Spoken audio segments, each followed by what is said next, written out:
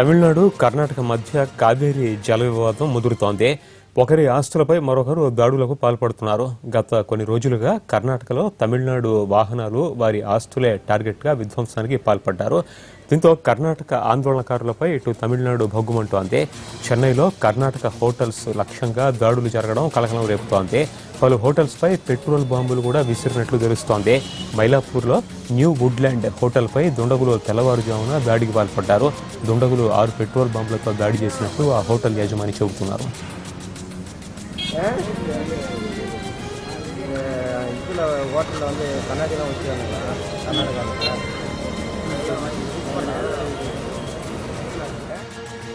10 మంది వ్యక్తులు గుంపుగా వచ్చి కర్ణాటకకు వ్యతిరేకంగా నినాదాలు చేస్తూ హోటల్పై దాడి చేసినట్లు చెన్నై పోలీసులు చెబుతున్నారు. టేబుళ్లు, కుర్చీలు, హోటల్ అద్దాలు పగలగొట్టారని, ఘటనా స్థలంలో ఒక లేఖ వదిలి వెళ్లారని తెలిపారు. కర్ణాటకలో తమిళుల్ని లక్ష్యంగా చేసుకుని దాడి చేస్తే పెట్రోల్ బాంబు దాడులు కొనసాగుతాయని ఆ లేఖలో రాసి ఉన్నట్లు పోలీసులు వివరించారు.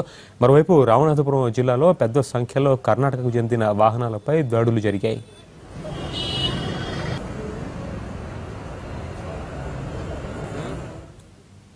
కావేరీ జల వివాదం కార్చిచ్చులా తమిళనాడుకి వ్యాపించింది.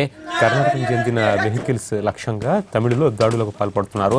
రామేశ్వరంలో కర్ణాటకకు చెందిన వాహనాల్ని ఆపి అందులో ప్రయాణిస్తున్న వారిని డ్రైవర్లపై దాడికి యత్నించారు.